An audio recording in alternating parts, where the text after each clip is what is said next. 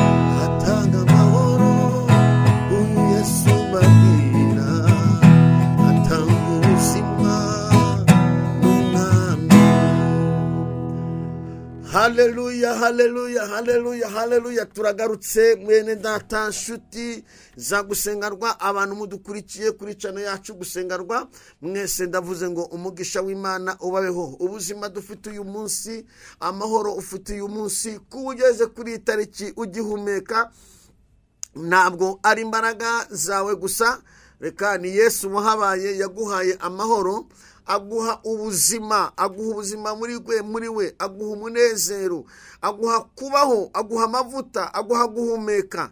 Iyi ndirimbo iravuga ngo mbega amahoro nabonye. Yesu atanga amahoro. Rero nongeye kubaha ikaze mwese, abari kure n'abari hafi, abari mu mujyi wa Kigali, abari mu ntara zose zigize igihugu cyacu, mwese mbahaye ikaze. Ndarize ko abadukurikiye, abantu mudukurikiye muri East Africa mwese, abarundi, abashinganaye mwese, abagande, abo muri Kenya, abantu mudukurikiye muri Congo, abantu mudukurikiye muri South Africa, mbese abantu mwese mudukurikiye, njya mbona mutwandikira, ndavuze ngo Uwiteka kuremere amahoro mu izina rya Yesu. Uwiteka akuremere amahoro muri bino bihe, muri uku kwezi Uwiteka kubera Imana, muri uku kwezi Uwiteka akurinde, muri uku kwezi Uwiteka akugarukeho, muri uku kwezi Uwiteka akuremere ibyishimo. Uwiteka ntiyemere ko usoza umwaka ubabaye, aho Uwiteka akuremera amahoro kuko ni umwami. Yesu ajya atanga amahoro, kandi iyo yatanze nta muntu uyakwambura, nta muntu wakwambura amahoro Yesu aguhaye. Anabigerageje byagenda ukundi kuntu Yesu yayagwanirira. None abaha ikaze, reka mpikaze abantu mudukurikiye muri i Burayi, abantu bari muri Canada, Texas mwese, mbahaye ikaze. Ndabizi ko muhari mujya mudukurikira, mu Faransa badukurikira mwese, abantu mudukurikira, inshuti zacu mwese, ndavuze ngo Uwiteka akuremere ibyishimo, akuremere amahoro, akuremere ubuzima mu izina rya Yesu. Abukuremere wowe n'umuryango wawe, abukuremere n'abana bawe ndetse n'igihugu cyawe. Uwiteka akiremere amahoro kuko niwe nyiri mahoro. Mbahaye ikaze mu izina rya Yesu Kristo. Amazina yanjye ni Harerimana Werarisi, ndi kumwe na Diodonino, turi kumwe kandi abikora neza. Rero Imana ibahe umugisha. Tugarutse mu kiganiro inzira y'umukiranutsi. Uyu munsi tugiye kuvuga ijambo ryitwa kuba uw'umumaro, kuba umunyamumaro, kuba uw'umumaro. Hari igihe wabayeho abantu bakubera b'umumaro. Tugiye kuvuga ijambo kuba uw'umumaro, tugiye gusesengura kuba uw'umumaro. Ubundi umuntu ariho kubera iki? Umuntu Imana yamushyize ku isi ngo akore iki? Umuntu abayeho kugira ngo amare iki? Ni ukuryama, ni ugusinzira, ni iki? Tugiye kuvuga mu kiganiro inzira y'umukiranutsi, kuba uw'umumaro. Ni aho tugiye kwerekeza. Tumaze iminsi tuvuga mu gukiranuka, mu kwirinda icyaha. Ejo twavuze mu kwezwa, kandi ashimira abantu bafashe umwanya, barezwa, barihana, baratungana. Uyu munsi tugiye kuvuga kuba uw'umumaro. Umuntu wese akwiye kubera undi uw'umumaro, ukwiye kuba umumaro aho uri. Mbahaye ikaze, unyemerera dutangane nawe muri ikiganiro tugisozanye. Urabona umugisha kuwiteka. Unyemerera kandi iki kiganiro ujye utega amatwi, harimo message nyinshi, harimo ubutumwa bwawe, harimo ibintu byinshi. Kuba uw'umumaro. Ese kuba umumaro turaza gusenga turebe. Ese kuba umumaro ni uko umuntu atunze byinshi? Ese kuba umumaro ni gute umuntu aho umumaro bundi? Kuba umumaro ni uko umuntu ari bya yasaguye. Ni gute umuntu yaba umumaro ari muri iyi si? Ese ni iki Imana izabaza umuntu muri iyi si? Imana izakubaza iki? Ni igiki wakigeze? Ni iki cyo kwitwararika? Uritwararika? Ni iki cyo gukora? Ese kuki uriho kubera iki? Nibyo tugiye kuvugaho. Niba ufite umuntu umunani kuvuga ati ngwino twicarane n'umwana w'Imana, dutanye nawe, dusozanye nawe, kandi tugira ibyo tuvanamo, biratuma nawe ubwawe aho uri wakira impinduka muri Kristo Yesu. Biratuma nawe ubwawe uzamuka mu kwizera, uzamuka mu mavuta. Yesu aguha umugisha. Ndumva mfite umunezero ariko uvanzemo n'amavuta n'umwuka wera, byose birimo. Hanyuma Imana ize kumfasha, simbizi, ariko tugiye kuvuga kuba uw'umumaro. Reka dusenge dutangire iki kiganiro. Diodoni, guhaye ikaze, sibyo? Kuvuga neza muri Kristo Yesu. Mana mu izina rya Yesu Kristo, uri Imana y'ububasha, uri Imana ikomeye, uri Imana ifite imbaraga, uri Imana ifite ubutware, uri Imana ishobora byose, kandi uri Imana yo kwizerwa.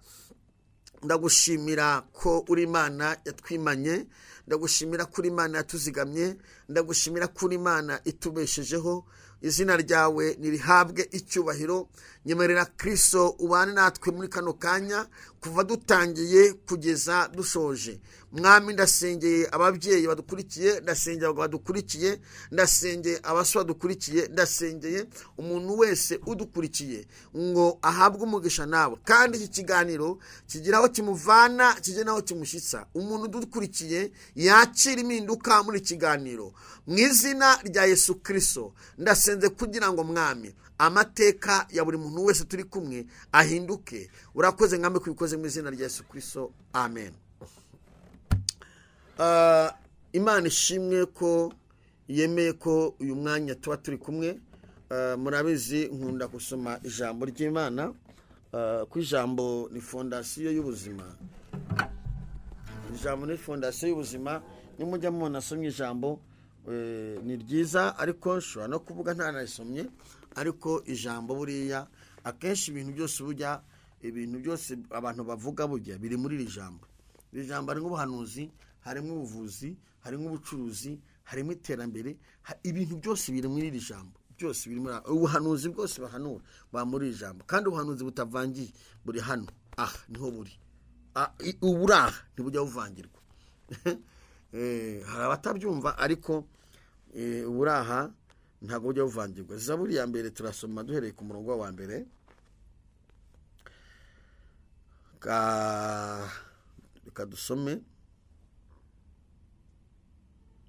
Iri jambo ravuga ngo hahirwa umuntu udakurikiza imigambi y'ababi, ntahagarare mu nzira y'abanyabyaha, ntiyicarane n'abakobanyi.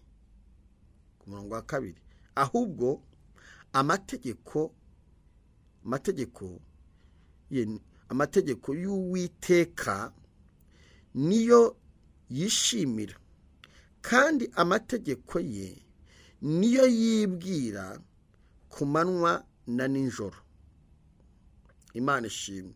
Gatatu, uwo azahanwa n'igiti cyatewe hafi y'umugezi, cyera imbuto zacyo igihe cyacyo, ibibabi byacyo ntibyuma, icyo azakora cyose kizamubera cyiza.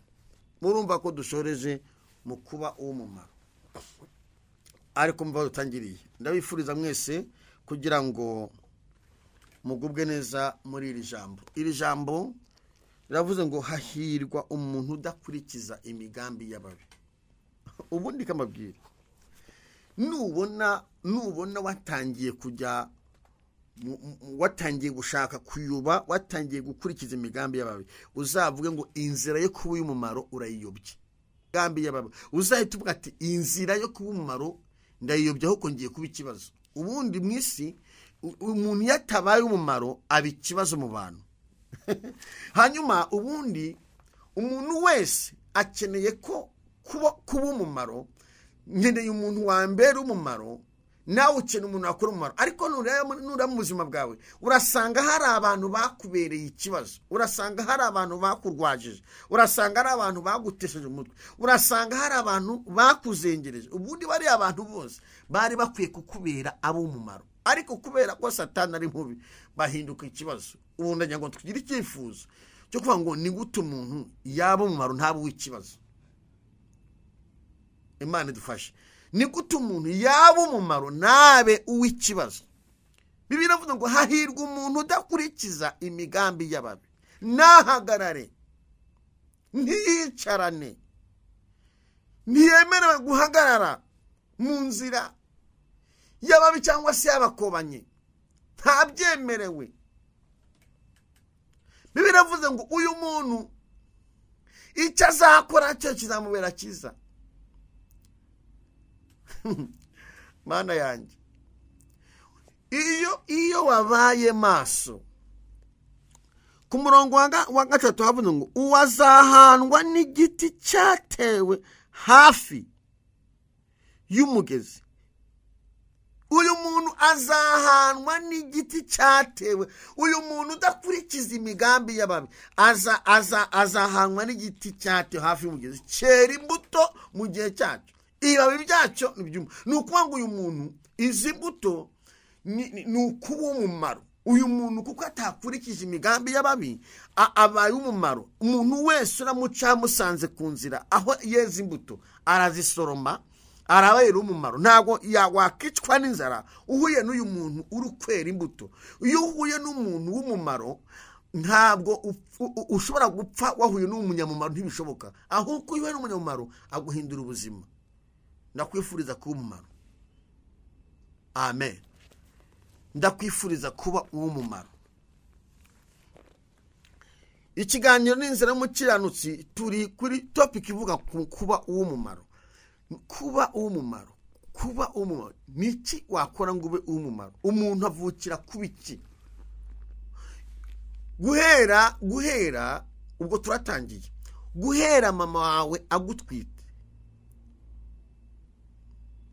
Kamere wenda guhera mama wawe, guhera papa wawe arambagiza mama wawe akamutera inda. Icyambere papa wawe yakubera umumaro na mama wawe umumaro. Guhera mama wawe agutwite yakubereye uw'umumaro, kuko iriya nda afite ubushobozi bwo kuyivanamo ntiyayivanamo. Akubera umumaro. Buriya hari ukuntu abana bajya bashira isoni bagasuzugura ababyeyi babo. Ugasanga ubonye amafaranga urabibagiwe, ukamara amezi 3 ane utamuhamagara. Uyu mubyeyi yakubereye uw'umumaro guhera mu mezi uzinda kunibabaza guhera mu kwezi kwa mbere amezi 2. Nje numva mfite abana bane.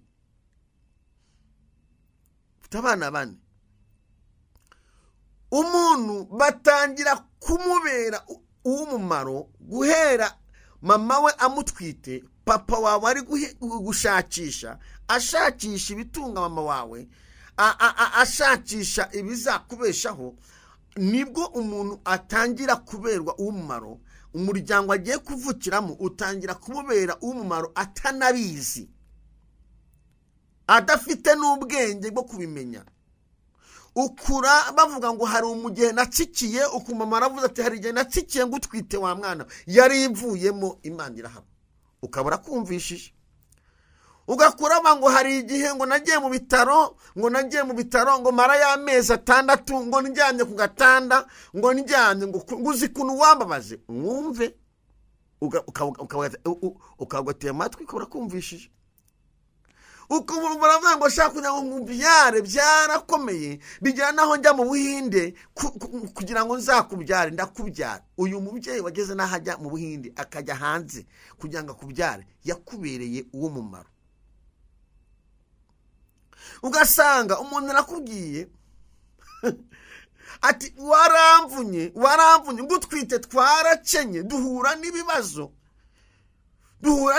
badusohora mu nzu, ubuzima buraducanga. Wa mwana waramvunye.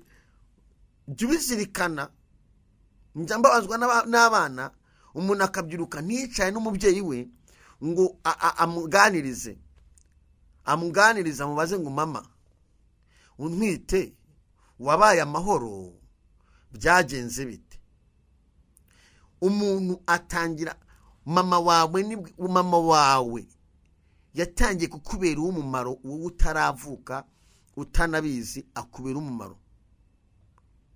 Yari afite uburenganzira bwo kuyivanamo kuko hari abazivanamo.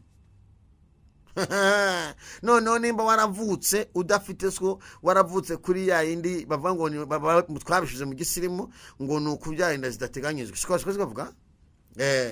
Nimba waravutse arashiti yanjye yari afite ubushobozi bwo kuvanamo akakujugunya mu ishyamba. Hari abatoragura bajugunye mu ishyamba.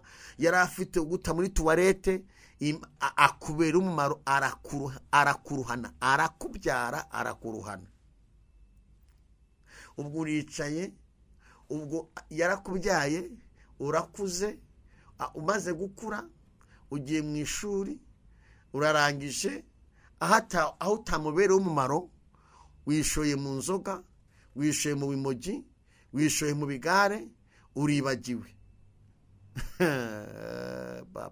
Umva nkubwire, nkuzaniye ubutumwa. Tekereza umenye ngaho wavutse. Umuntu wabigizemo uruhare yakubereye uw'umumaro. Kabiri, arakubyaye.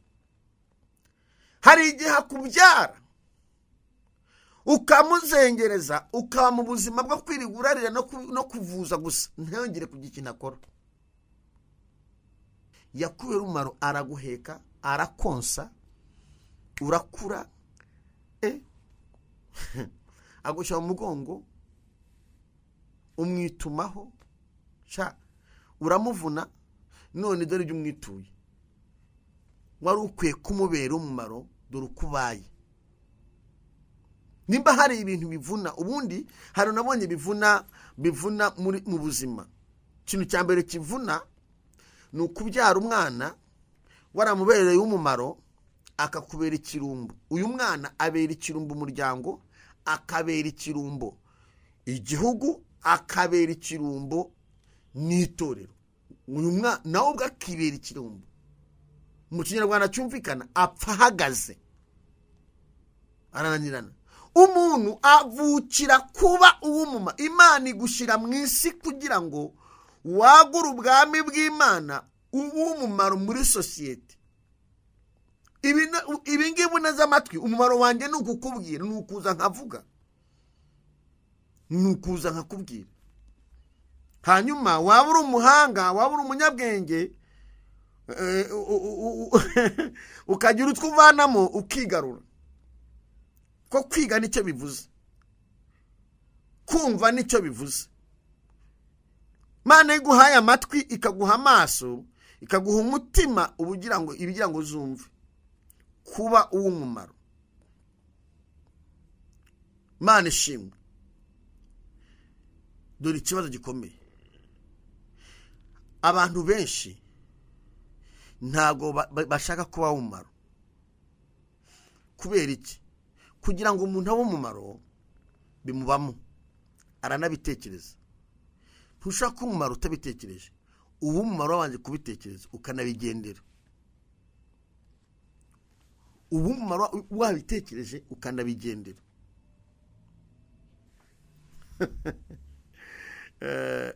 Umuntu wabigizemo uruhare, nkava iyo navuye iriye pfu, simavuze nzahavumba, nkaza i Kigali.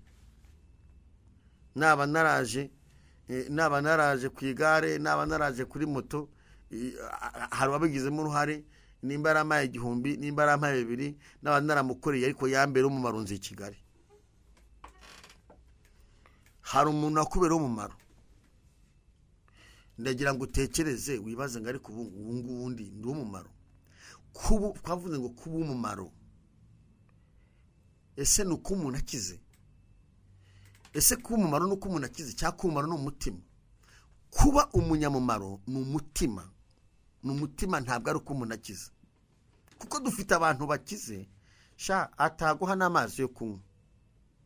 Kuba umunyamumaro ni uko ufite umutima muzima. Rubyiruko munkurikiye, ukwiye kuba umunyamumaro.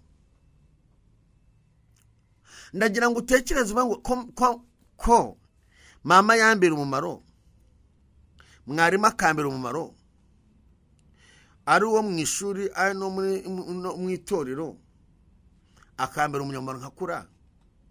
Ngiye aho ngeze ngiye gukora iki? Ngiye kuba umunyamumaro cyangwa ngiye kwipfusha ubusa? Uzi ko iyo umuntu arangaye birangira yipfushije ubusa? Aho atabaye umunyamumaro akaba uw'ikibazo. Imana ikwiriye kuba ikibazo, uba igisubizo cy'isi mu izina rya Yesu. Kuba umunyamumaro. Tugiye kureba ibintu 5, ntabwo navuga byinshi ariko kavugaho 5 biranga umunyamumaro. Ubu ni byinshi, nzajya nafata 5. ibintu bitanu biranga umunyamumaro. Icyambere, umunyamumaro arangwa n'ikintu bita imbabazi. Arangwa n'icyo bita imbabazi. Ntushobora kuba umunyamumaro utagira imbabazi. Umunyamumaro ikintu kimuranga, ikizakubwira umuntu ufite uzagira umumaro muri sosiyete, umuntu uzagira umumaro mu gihugu, umuntu uzagira umumaro mu gihugu, mu itorero, umuntu uzagira umumaro muri karitsiye. Ikintu cya mbere kimuranga, inkingi ya mbere imuranga, arangwa n'icyo bita imbabazi. Agira imbabazi. Uyu muntu nicyo kiranga umunyamumaro cyane, nukuba ari umunyembabazi. Haleluya! Imana igushoboza. Nubona umuntu atagira imbabazi, ujye umenya ko nta n'ikintu azakumarira. Uwo muntu usabwa kubwira Imana ngo nasohokere mu buzima. Cyo nicyo cyambere kiranga umunyamumaro, agira imbabazi. Bashobora kumwambura, bashobora kumutuka, bashobora Dawidi, uzarebe Dawidi, Sawuli yaramuhize kandi amuhiga. Dawidi yamurwaniriye, Dawidi yagize, ariko kubera Dawidi agenda abera Sawuli umunyamumaro, amurwanirira, agira gute, amwicira Goliyati, agira gute. Dawidi agenda amugira imbabazi. Sawuli ashega bazo kwiga Dawidi, aramuhiga. Ariko hari ahantu henshi Bibiliya igenda igaragaza Dawidi yagiye agira imbabazi Sawuli. Hari nubwo Sawuli yasinziriye, Dawidi araza akata umwenda yari yamba, akataho, arangiza aramuhamagara mukangura. Sawuli atavuga ati shawe dawe undushije gukiranuka. Iyo uri umunyamumaro ugira imbabazi.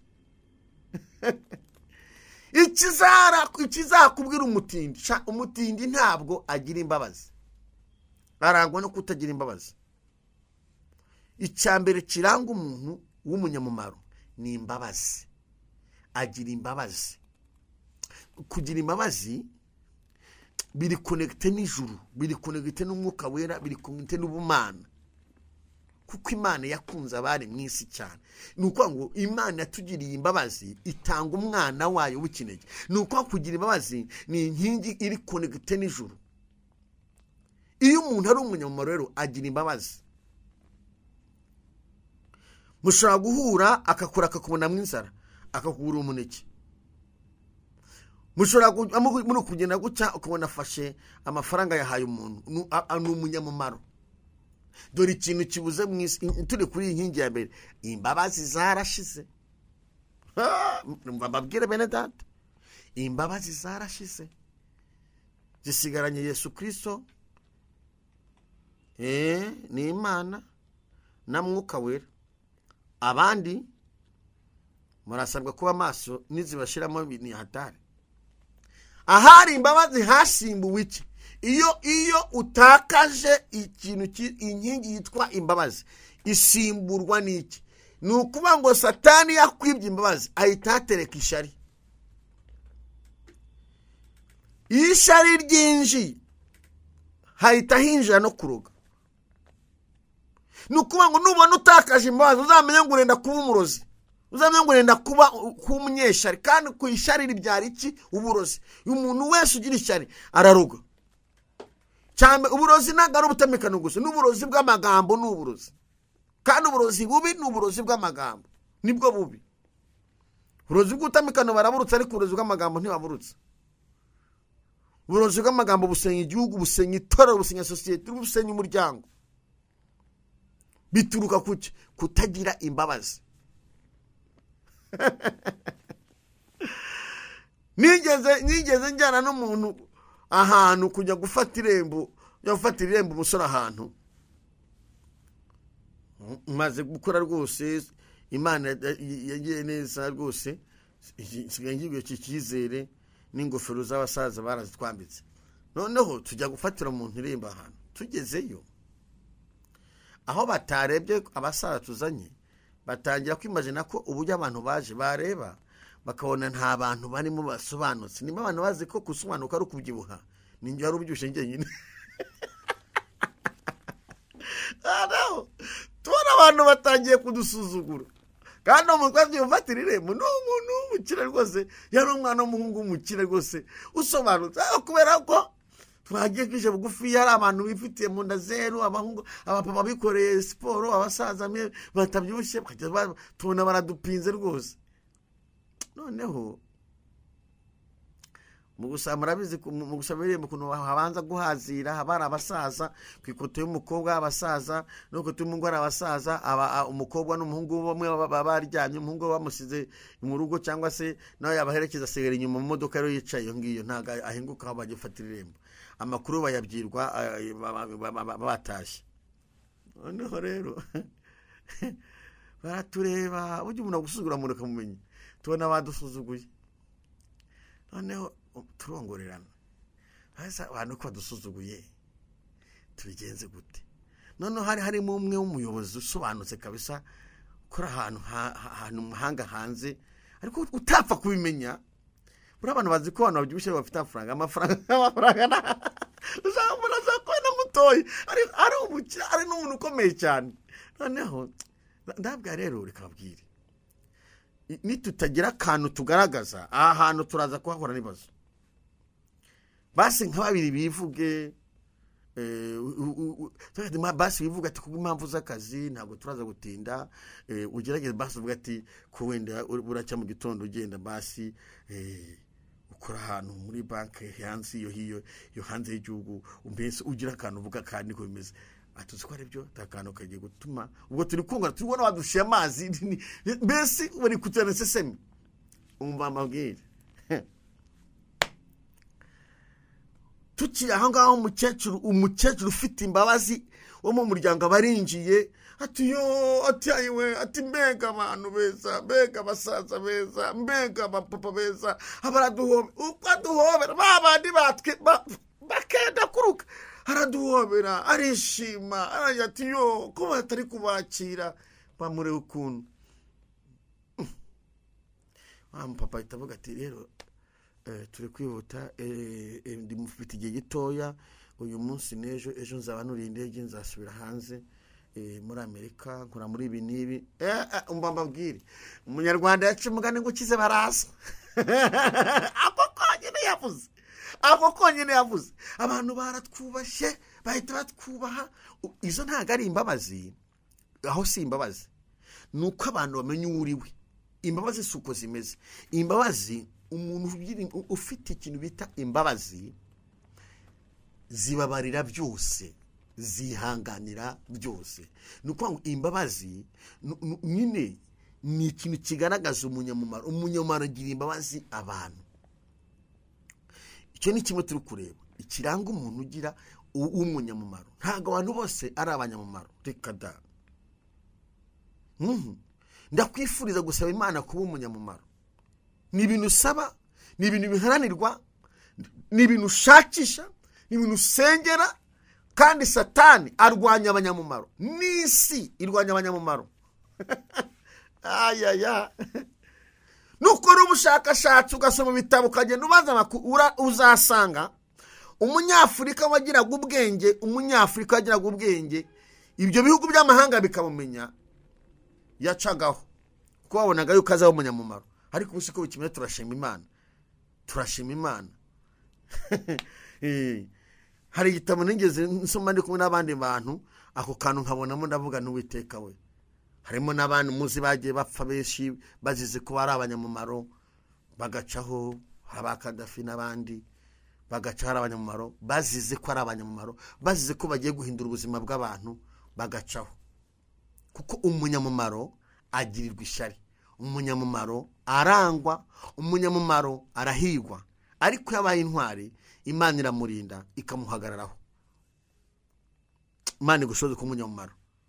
Dufite abantu benshi bagiye bamandera, hari n'abantu benshi bagiye baba abanyamumaro. Iyo usomye amateka yabo kugira wumva bagiye bahura n'ingorane, ariko Imana izagufasha ntukabe ikigwari, uzabe umunyamumaro. Icya kabiri kiranga umunyamumaro, umunyamumaro agira icyo bita ishyaka. Agira ishyaka, umunyamumaro agira ishyaka mu bintu bye n'ibintu bitari ibye. agira ishyaka. Ubundi ntushaka kuba umunyamumaro utagira icyo bita ishyaka, ntibishoboka. Ishyaka rituranye nyine n'umunyamumaro kuko birajyana. Cya mbere ni imbabazi, icya kabiri uyu muntu agira icyo bita ishyaka. Iki kiganiro ntabwo ndakirangiza, ni ikiganiro kizafata ibice nk'umunani. Agira icyo bita ishyaka, ishyaka ryo gukora ibyiza, ishyaka mu murimo w'Imana, ishyaka no mu buzima busanzwe no muri society. Uyu muntu usanga agira ishyaka, ubusanga ari umunyeshyaka, ari mu nama, ari mu kazi gasanzwe, ari mu ishyirahamwe muri koperative cyangwa se mu bimina, ari mu banke, ahantu ikizamuranga ikizamukubwira uzasanga uyu muntu afite ishyaka. Rimwe na rimwe hari ubwo abantu bamugira ishyaka, ariko siriya muntu yahiye yokeje iki ni ibiki watumwe nande uri yari nishanutsi kucyashanuka ni no wamutumye. Ariko kubera ishyaka rye hari igihe Imana imutera inkunga, kuko ubundi umunyeshyaka ntapfa gutsindwa. Munyeshyaka ntatsindwa. Hatsinda ishyaka ewana usenye yubatse zakazamura yindi, ugasenya iki zakaca hariya, ugakumukubitira hariya zagaca handi. Mbese kugira ngo uzahonde umunyeshyaka ntibivamo, byanga byakundana kuzukana. Kandi n'Imana ishyikira umunyeshyaka. Sina nabona ahantu handitse ngo Imana ishyikiye umunebwe, ntaho njya mbona. Ngegeza gusoma Bibiliya sanabona, ariko umunyeshyaka Imana iramushyikiye. Nebi iravuze ngo abantu bashakana umwete bazambona. Umwete ni icyo bita ishyaka. Amen. Ibyo ni biranga umuntu ufite iki? Imbabazi. Umuntu ufite umuntu Imana ihagurukije kuba umunyamumaro. Kumaro ni biri muranga cyane n'imbabazi. Icyakabiri ni ishyaka. Reka niho utasigaye bitatu, hanyuma mbabwire dusenge. Ntabwo nzajya ntinda. Nimba utagira imbabazi, nimba nta shyaka ufite, ntabwo uri umunyamumaro. Icya gatatu kiranga umuntu ugira umumaro, umunyamumaro, icya gatatu kimuranga ni urukundo. Arangwa n'urukundo, arangwa n'icyo bita urukundo. Nacyo kiri konegite n'umwuka wera n'umwana Yesu Kristo n'Imana. Ni urukundo. Buriya Kristo iyo ataza kudukunda ntabwo aba aradupfiriye, ariko kubw'urukundo rwa Kristo yatubereye umunyamumaro, abera umumaro isi yose. Imana ishimwe, abera umumaro abakomeye n'aboroheje. Kristo yubatse amateka atazigera asenyuka mu kiremwa cya muntu, kuyatubereye umumaro kubera urukundo. Ndakwifuriza kugira umutima w'urukundo. Nimba nta rukundo ugira, ntuzaba umunyamumaro utagira urukundo. Ntibishoboka. Umuntu utagira umutima w'urukundo nta munyamumaro. Aba igisambo, aba umwicanyi, aba umurozi, aba umugambanyi, aba umunyamashyari. Iyo ufite umutima w'urukundo, byanga byakunda uba umunyamumaro. Dore umuntu ukenewe ku isi, dore umuntu ukenewe muri society, dore umuntu ukeneye. Ninde muntu ukeneye mu buzima bwanjye? Ninde muntu nkeneye umunyamumaro? Dore umuntu ukeneye mu nshuti yanjye. Ukeneye umunyamumaro muri bino bihe. Imana iguhagurikije umunyamumaro mu izina rya Yesu. Ukeneye umunyamumaro. Kuba ufite umuntu ufite umutima w'iki? W'urukundo. Imana igushoboze. Icyo ni icyaka gatatu kimuranga. Arangwa n'urukundo. Icyo kizakubwira iki? Umunyamumaro. Arangwa n'urukundo. Icyakane kimuranga, umwanya we wose awuharira, awujyana mu byiza, ntawujyana mu bibi. Hari abantu ba mu buzima umwanya wabo bawupfusha ubusa.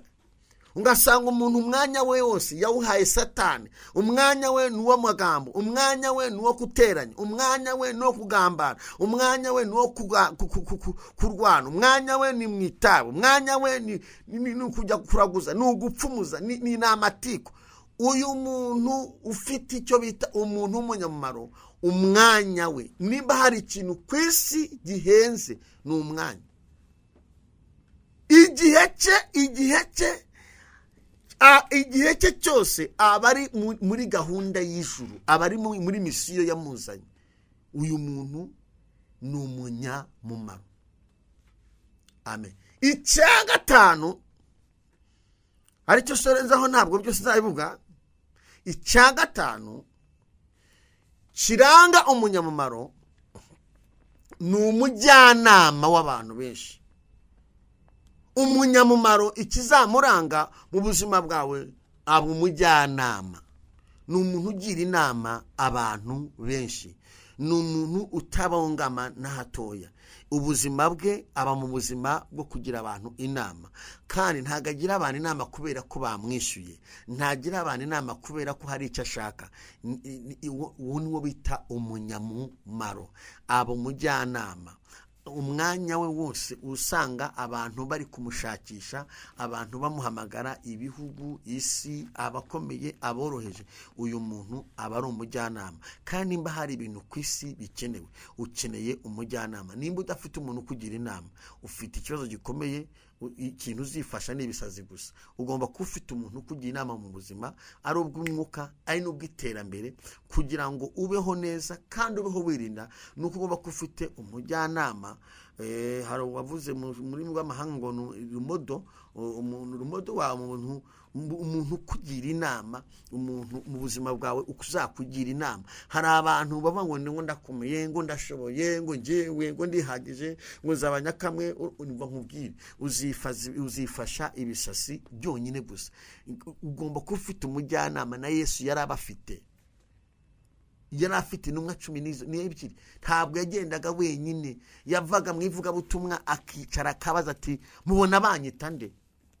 Uyu munsi abantu babaye banyakamwe. Uyu munsi umuntu bamuha akazi kugira ngo akore n'abandi, ahuku ugasanga abaye umurakare mu kazi, ugasanga aje maje kurwana. Ugomba aba bantu baguhaye nibo bakakubereye wajyanama.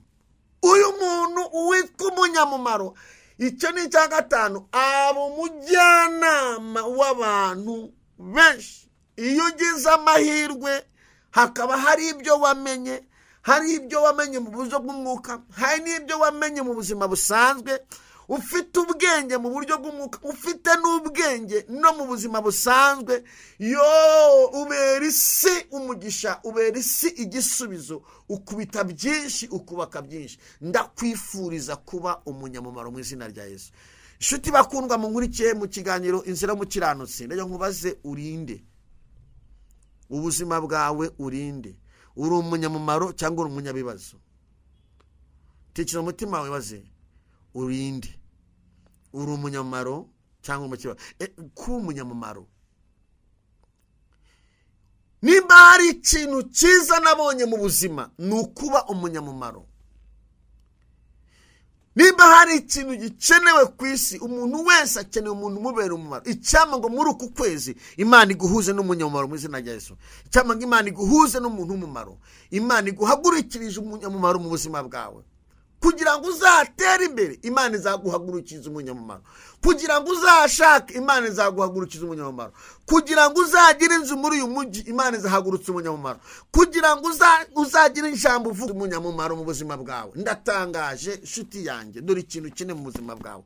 Ntukeneye abaguca intege, ntukeneye abakudindiza, ntukeneye indyarya, ntukeneye abagusuzugura, ntukeneye abagukandagira. Ukeneye umuntu ukubera umunyamumaro.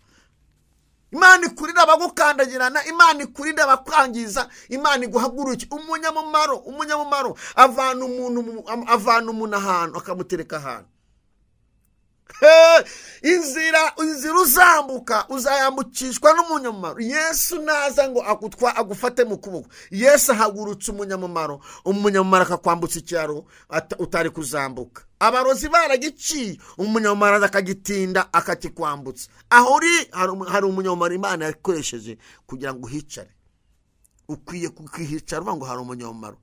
Hari nubwo Imana itereka umuntu ahantu akagira ngo nawe ahiteretse. Reka, Imana yakoresheje umunyamumaro, urahicara. Urugo urimo kuko Imana yakoresheje umunyamumaro. Mama, papa, Imana iguhagurutse umunyamumaro. Ariko uzi kuba umuntu, uzi kubaho uri ikibazo kuba igisubizo. Sikunibabaza. Uzi kubaho Satani agutereza kuba wowe gukomeretsa imitima y'abantu. Uzi kunibabaza? Uzi kubaho Satani agutereza kuba ikibazo aho kuba igisubizo. Mu gihe abandi bari kuvumbura imiti, mu gihe abandi bari kuvumbura ibintu by'ubuhanga, mu gihe abantu bari kubanya umumaro wo kabura aho ngaho gusa, wirirwa wisuzugura. Umunyamumaro arangwa n'ishyaka, ntapfa gucogora. Amen. Bakundwa bene data munkurikiye muri kano kanya, isi ikeneye umunyamumaro. Itorero rikeneye umunyamumaro. Igihugu gikeneye umunyamumaro. Society turi mu umunyamumaro. Amabanki akomeye akeneye abanyamumaro. Za ministeri zikeneye umunyamumaro. Abakozi b'Imana dukeneye abanyamumaro. Abashumba mukeneye abanyamumaro. Amatorero akeneye abanyamumaro. Hallelujah! Imana ishimwe. Bakundwa munkurikiye, inshuti munkurikiye, mukeneye abanyamumaro. Imana ishimwe. Yo, bene data munkurikiye, ukeneye kuba umunyamumaro.